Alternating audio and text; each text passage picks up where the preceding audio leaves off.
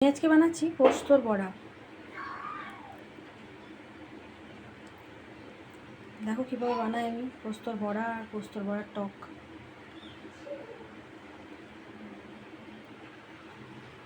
এখানে তেল গরম হয়ে গেছে,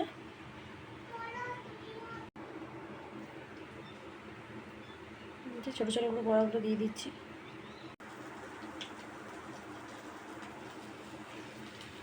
পোস্তর বড়াগুলো একটা একটা করে ভাজছি, ভেজে তুলবো। তারপরে এগুলো কিছুটা পরিমাণ টক করবো আর কিছুটা পরিমাণ এমনি শুকনো খাবো।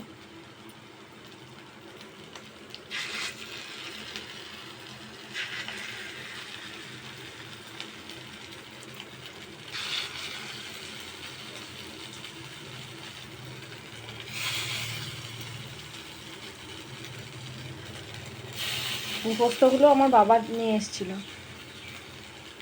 বাবা দিয়েছিল পোস্তগুলো।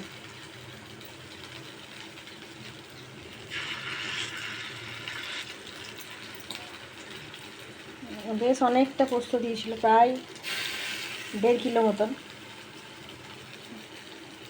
তো মাঝে মাঝে আমি বড়া করে খাই। দেখো এইটুকু ডিম পোস্ত বড়া করব। এই যে বড়াগুলো লাল লাল করে ভাজা হয়ে গেছে, এবার তুলে নেব।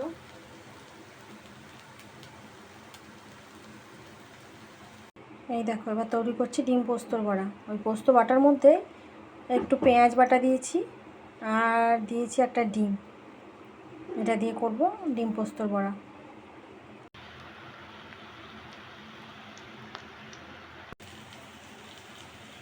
এগুলো যেহেতু ডিম দেওয়া আছে সেজন্য একটু পাতলা হয়ে যায়, তুলতে একটু অসুবিধা হয়, কিন্তু খেতে দারুণ টেস্টি হয়। পোস্তটা শুকনো শুকনো করে বাটবে তো বড়াগুলো খুব ভালো হবে।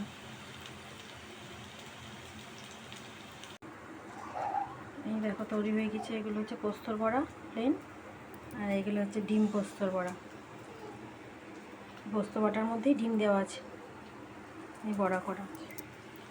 এই যে এখনও কিছুটা ভাজছি, আমরা কিছুটা 2-4টে খেয়েও ফেললাম ভাজতে ভাজতে সবাই মিলে। দারুণ হয়েছে খেতে।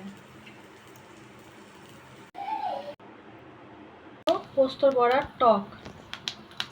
পোস্ত বড়ার টক বানানোর জন্য প্রথমে একটু তেলে 5 ফোড়ন আর শুকনো লঙ্কা দিয়ে দিয়েছি। তেঁতুলের কাঠটা আছে, এর মধ্যে হলুদ গুঁড়ো, নুন, চিনি সব দিয়ে রেখেছি। একটু সামান্য জিরে গুঁড়ো, ধনে গুঁড়ো দিয়ে রেখেছি। একটু পেঁয়াজ বাটা। এই দেখো পোস্তর বড়ার টক রেডি।